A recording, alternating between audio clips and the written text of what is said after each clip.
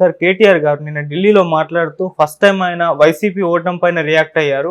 జగన్ గారు ఓడిపోయినప్పటికీ 40% ఓటింగ్ తెచ్చుకోవడం అనేది అంత ఈజీ కాదు. షర్మిల గారిని కేవలం ఒక అంటే వాడుకున్నారే తప్పితే ఆమె పాత్ర ఏం పెద్దగా లేదు అని చెప్పేసి చెప్పడం చూస్తున్నాం. అయితే ఏ విధంగా చూడొచ్చు ఆయన వ్యాఖ్యల్ని? ఈవెన్ ఆయన బీఆర్ఎస్ ఓటమి పైన కూడా రెస్పాండ్ అయ్యారు. మీరేం చెప్తారు సార్? కేటీఆర్ అండ్ హరీష్ రావు ఇద్దరు ఢిల్లీలో ప్రెస్ మీట్ పెట్టి మాట్లాడారు.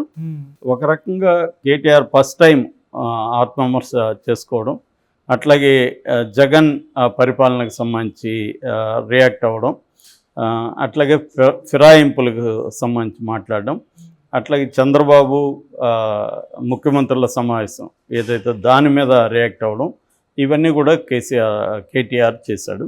సో అందులో కొన్ని సంచలనమైన విషయాలు కూడా ఆయన మాట్లాడాడు. ముందుగా చెప్పుకోవాల్సింది ఫిరాయింపులు అనేది కాంగ్రెస్లోకి తన వాళ్ళు ఆల్రెడీ 6 మంది ఎమ్మెల్యేలు, 7 మంది ఎంపీ, 6 మంది ఎమ్మెల్సీలు, 7 మంది ఎమ్మెల్యేలు వెళ్ళిపోయారు. చాలామంది నాయకులు వెళ్ళిపోయారు. మేయరు విజయలక్ష్మి, కేకే ఇలాంటి వాళ్ళందరూ కూడా వెళ్ళిపోతున్నారు. ఇంకా కూడా ఒక 20 మందిని లాగేసే పరిస్థితిలో ఉన్నారు. మొన్న చంద్రబాబును కూడా ఒక 5 మంది ఎమ్మెల్యేలు వెళ్ళి కలిశారు. సో ఈ కాంటెక్స్ట్లో దీన్ని నేషనల్ ఇష్యూగా తీసుకెళ్దాం. ఎందుకంటే కాంగ్రెస్ పార్టీ నేషనల్ లెవెల్లో బదనాం చేస్తే కొంత ఇదవుతుంది. అట్లాగే ఒక ఇండియా కూటమికి సంబంధించిన ఇతర పార్టీలని కూడా ప్రెజర్ చేయగలిగితే కొంత ఏమన్నా ఆగుతుందా అనేది వాళ్ళకున్న ఇది. అట్లాగే లీగల్గా దీని మీద ఏం చేయొచ్చు, ఈ విషయాలను కూడా మాట్లాడారు.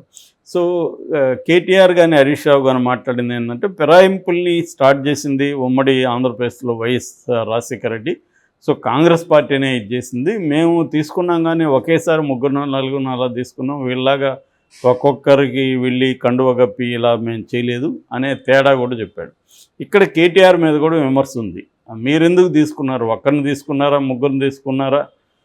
అంటే ఒకేసారి చంపేసాం మేము, మీరు కొంచెం చంపుతున్నారు అన్నట్టుగా ఉంది తప్ప ఇది ఏమీ కరెక్ట్గా లేదు. బేసిక్గా ఏం తేడా లేదు కదా.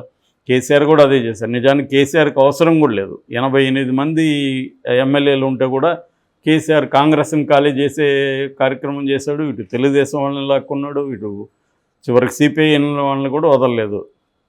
సో అంత అవసరం ఏముంది కేసీఆర్కి? అంటే అదే పని ఇప్పుడు రేవంత్ రెడ్డి చేస్తున్నాడు. సో మీరు చేస్తే కరెక్టు, రేవంత్ రెడ్డి చేస్తే తప్పు ఎలా అవుతుంది? ఇంకా రేవంత్ రెడ్డికి బలం కూడా తక్కువ ఉంది. సో రెండోది, మీరు డే 1 నుంచి రేవంత్ రెడ్డి ప్రభుత్వాన్ని కూల్చేస్తామని చెప్తున్నారు. సో కాబట్టి రేవంత్ రెడ్డి వైపు నుంచి ఆలోచించినప్పుడు ఆయన మన ప్రభుత్వాన్ని కూల్చేది, వాళ్ళ పార్టీని మనం ఖాళీ చేద్దామని ఆయన అనుకోవడంలో తప్పు లేదు కదా. సో అందువల్ల ఇక్కడ కేటీఆర్కి ప్రాబ్లం ఏంటంటే, మేము గతంలో చేసింది తప్పే అని అయితే ఒప్పుకున్నాడు కానీ ఇప్పుడు ఆయన విమర్శించే ఒక మోరల్ ఏదైతే ఉండదు. నెక్స్ట్ ఎప్పుడు చేయరా, వీళ్ళు చేయరా ఇంకా రాబోయే కాలంలో. ఎందుకంటే అన్ని పార్టీలు చేస్తాయి. నేను చాలాసార్లు చెప్పాను, ప్రత్యర్థుల్ని ప్రతిపక్షాలని చంపేసి రాజకీయాలు చేయడం అనేది ఇవాళ ఇండియాలో ఉండే ప్రధానమైన కల్చర్. మోడీ దగ్గర నుంచి అందరూ చేసే పని ఏంటంటే, ప్రతిపక్షాలను బతికించి పోరాటం చేద్దాం అనేది ఎవరికి లేదు. ప్రతిపక్షాలను చంపేసి పోరాటం చేద్దామని ప్రతి ఒక్కరు అనుకుంటున్నారు. అందుకనే మోడీ ముక్త కాంగ్రెస్ అని అన్నాడు. ముక్త కాంగ్రెస్ ఎందుకు? కాంగ్రెస్ అనేది ఉండాలి కదా, ప్రతిపక్షం ఉండాలి కదా. సో ప్రతిపక్షం లేకుండా చేయడమే మోడీ ఇదయ్యాడు, అది ఫెయిల్ అయ్యాడు. సో ఖచ్చితంగా ఫెయిల్ అవుతారు. ఎందుకంటే ప్రతిపక్షం లేకపోతే ఏమవుతుందంటే, అధికార పక్షం వర్సెస్ ప్రజలుగా నెరేటివ్ మారిపోతుంది. ఓకే, అందుకని అప్పుడు ప్రజల నుంచి వ్యతిరేకత వస్తుంది. అనేక రకరకాల సంఘాలు, రకరకాల పౌర సమాజంలో ఉండే అనేక సంఘాలు కూడా బయటకు వస్తాయి. కాబట్టి ప్రతిపక్షం అనేది ఎప్పుడు ఉండాలో, ప్రతిపక్షం ఉంటేనే వీళ్ళ తప్పులు కూడా బయటకు వస్తాయి. లేదంటే మనం చేసేదంతా కరెక్ట్ అని ఒక అహంకారం పెరిగిపోతుంది. సో అది గుర్తించట్లేదు పొలిటికల్ పార్టీలు అన్నీ కూడా. ఏంటంటే అంత ఓపిక లేదు ఎవరికి. సో ప్రతిపక్షాలను చంపేసేది ఈజీగా కనిపిస్తూ ఉంది రకరకాల పద్ధతులు. రెండోది ఏంటంటే, గతంతో పోలిస్తే గతంలో పార్టీ లాయల్టీ అనేది ఉండేది, ఇవాళ ఎవరికి లేదు. పార్టీ లాయల్టీ కూడా లేదు. వాళ్ళ ప్రయోజనాలే ప్రధానమైన. ఈ కాంటెక్స్లో ఆయన ఫిరాయింపుల మీద చెప్పింది ఏమీ కన్విన్సింగ్గా లేదు. బట్ ఆయన లీగల్గా వెళ్తాము, సుప్రీంకోర్టులోకి వెళ్తామని హరీష్ రావు కూడా చెప్పాడు. సుప్రీంకోర్టు గతంలో కూడా చెప్పింది. దాని ప్రకారం ఏంటంటే, ఎవరైనా ఇట్లా పార్టీ ఫిరాయిస్తే వితిన్ 3 months లోపల స్పీకర్ నిర్ణయం తీసుకోవాలని సుప్రీంకోర్టు కూడా చెప్పింది అనేది అంటున్నారు. అలాగే రాష్ట్రపతిని కలిసే ఉద్దేశంలో కూడా వాళ్ళు ఉన్నారు. ఇక జగన్ గురించి చాలా సంచలనమైన విషయాలు చెప్పాడు. జగన్ హీరో, షర్మిల జీరో అన్నట్టుగా చెప్పాడు. షర్మిల ఒక పావులాగా జగన్ను ఓడించడానికి వీళ్ళు వాడుకున్నారు తప్ప షర్మిలకి అంత సీన్ లేదు అని చెప్పారు. అలాగే జగన్ ఓడిపోవడం మాకు ఆశ్చర్యమైంది, ఎందుకంటే మాకున్న నివేదికలన్నీ కూడా జగన్ ఖచ్చితంగా గెలుస్తాడని వచ్చాయి. బట్ జగన్ 2,70,000 కోట్ల ప్రజలకు పంచినా కూడా ఓడిపోవడం అనేది మమ్మల్ని షాక్కి గురి చేసిందనేది కూడా ఆనెస్ట్గా ఒప్పుకున్నాడు. దీనికి కారణాలు ఏంటనేది కూడా తెలియట్లేదు అనేది, ఏదో జరిగిందన్నట్టుగా మాట్లాడాడు ఇండైరెక్ట్గా. సో అంటే ఛాన్స్ లేదు, జగన్ ఓడిపోయే ఛాన్స్ లేదనేది మాట్లాడాడు. అట్ ద సేమ్ టైం 40% ఓట్లు రావడం మామూలు విషయం కాదు, జగన్ అది సాధించగలిగాడు అనేది కూడా జగన్ విషయంలో చెప్పాడు. సో ఓవరాల్గా ఇటు షర్మిలని చంద్రబాబు వాళ్ళు వాడుకున్నారనేది చెప్పాడు. అలాగే పవన్ కళ్యాణ్ సపరేట్గా పోటీ చేస్తుంటే కూడా రిజల్ట్స్ వేరే రకంగా ఉండేది అనేది కూడా చెప్పాడు. సో అందులో ఆయన చెప్పిన దాంట్లో ఓవరాల్గా వాస్తవం అయితే ఉంది. ఎందుకంటే కూటమిగా వీళ్ళు చేరడం అనేది పోలరైజేషన్ ఆఫ్ ఓట్లు జరిగింది, కమ్మ కాపు కాంబినేషన్ వర్కౌట్ అయింది, ఓట్ ట్రాన్స్ఫర్ జరిగింది. జగన్ పట్ల వ్యతిరేకత అనేది పోలరైజ్డ్గా ఒక కూటమికి రావడం అనేది కూడా జరిగింది. చీలిపోయింటే వచ్చేది కాదు, ఎందుకంటే 40% ఓట్లు అనేది ట్రెడిషనల్గా వైసీపీకి ఉన్న ఓట్ బ్యాంకు, అదేమీ చిక్కు చెదరలేదు. ఎక్స్ట్రాగా రావాల్సింది ఇటు షిఫ్ట్ అయింది కూటమికి. సో అంతవరకు వాస్తవం. ఇక రెండోది ఏంటంటే తమ ఆత్మవిమర్శ కూడా చేసుకున్నాడు కేటీఆర్. ఒకటి, మేము ప్రజలకైతే దూరమయ్యాము, అది మేము తప్పే, ప్రజలు ఓడించిన దానికి ప్రజల్ని తప్పుపట్టి లాభం లేదు, మా తప్పులు ఉన్నాయి, మేము ప్రజలకు దూరమయ్యామన్నారు. అలాగే మేము చేసిన మంచిని చెప్పుకోవడంలో, అభివృద్ధిని చెప్పుకోవడంలో ఫెయిల్ అయ్యాము.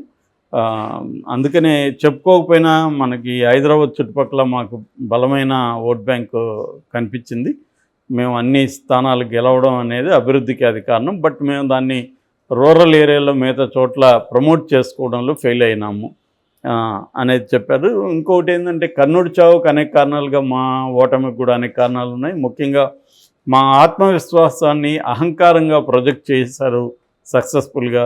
మాకు ఆత్మవిశ్వాసం ఉండద్దా, 10 ఏళ్ళుగా మేము అనేక విజయాలు సాధించాం, అందువల్ల మాకు ఒక సెల్ఫ్ కాన్ఫిడెన్స్ అనేది బలంగా పెరిగింది, దాన్ని అహంకారంగా చేశారు అనేది ఒకటి చెప్పాడు. అట్లాగే బీఆర్ఎస్ పేరు పెట్టడం అనేది చాలామంది అంటున్నారు, కానీ మేమైతే దాన్ని ఒప్పుకోవట్లేదు.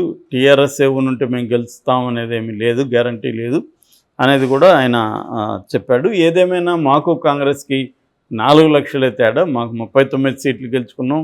ఒక 14 చోట్ల కేవలం 6,000 ఓట్ల మెజార్టీతోనే కాంగ్రెస్ గెలిచింది. సో అనేది ప్రధానంగా చెప్పాడు. అయితే ఇంకొన్ని ఆయన ఒప్పుకోని విషయాలు ఏంటంటే, ఖచ్చితంగా అహంకారం అనేది కనబడుతుంది. ముఖ్యంగా నిర్బంధం అనేది విపరీతంగా ప్రజల మీద కావచ్చు, ప్రతిపక్షాల మీద కావచ్చు తీవ్ర నిర్బంధాన్ని పెట్టడం, డెమోక్రటిక్ ఉద్యమాలను కూడా అణిచివేయడం, చివరికి పౌరహక్కుల నాయకులైన అరగోపాల్ లాంటి వాళ్ళ మీద ఊపా కేసులు పెట్టడం, ధర్నా చౌక్ లేకుండా మూసేయడం, ఇలాంటి అనేక నిరంకుశ చర్యలు అయితే ఖచ్చితంగా చేశారు. అట్లాగే కేసీఆర్ అందుబాటులో ఉండకపోవడం, ఎవరికి కూడా ఆయన అసలు రాకపోవడం సెక్రటేరియట్కి, ఇవన్నీ కూడా, అట్లాగే ప్రెస్ మీట్లో కూడా విలేకరులతో చాలా దారుణంగా మాట్లాడడం, ఈవెన్ కేటీఆర్ కూడా సెకండ్ టర్ము ఇలాగే మాట్లాడడం, ఇవన్నీ కూడా ఖచ్చితంగా వాళ్ళు ఆత్మవిమర్శ చేసుకోవాల్సిన అవసరం ఉంది. కానీ మేబీ కొన్నిసార్లు ఏంటంటే బహిరంగంగా కొన్ని చెప్తారు, కొన్ని వాళ్ళ ప్రైవేట్ మీటింగ్లో మాత్రమే ఒప్పుకుంటారు. ప్రతి రాజకీయ పార్టీ అయినా ఏంటంటే ప్రజలకి అన్నీ చెప్పరు, వాళ్ళు తాము నిజంగా ఏమనుకుంటారనేది చెప్పరు, తాము ఏమనుకోవాలని ప్రజలు అనుకోవాలో అదే చెప్తారు. ఈ విషయం నేను చాలాసార్లు చెప్పాను. సో అందువల్ల ఆ రకంగా తీసుకున్నప్పుడు ఇప్పుడు కొంతవరకు బిగినింగ్లేమో కేసీఆర్ ఏం మాట్లాడాడు, వీళ్ళు ఒక పాలిచ్చే దీన్ని బర్రెని వదిలేసి ఒక దున్నపోతుని తెచ్చుకున్నారు అన్నాడు. అంటే ప్రజలు మోసపోయారని, తర్వాత మోసపూరిత హామీలు ఇచ్చి గెలిచారన్నాడు. ఇవన్నీ ఇప్పుడు మాట్లాడట్లేదు. అంటే కొంత ఇవన్నీ కూడా మనకు బూమెరాంగ్ అవుతుంది, ప్రజలు నిందించడం కరెక్ట్ కాదనే ఒక ఉద్దేశం ఇప్పటికి వచ్చినట్టుంది ఎంపీ ఎలక్షన్ల తర్వాత. ఏదేమైనా ప్రధానంగా ఇటు ముఖ్యమంత్రుల రిజల్ట్ వచ్చినాక మేము స్పందిస్తాం ఆ విషయం మీద అని కూడా అన్నారు.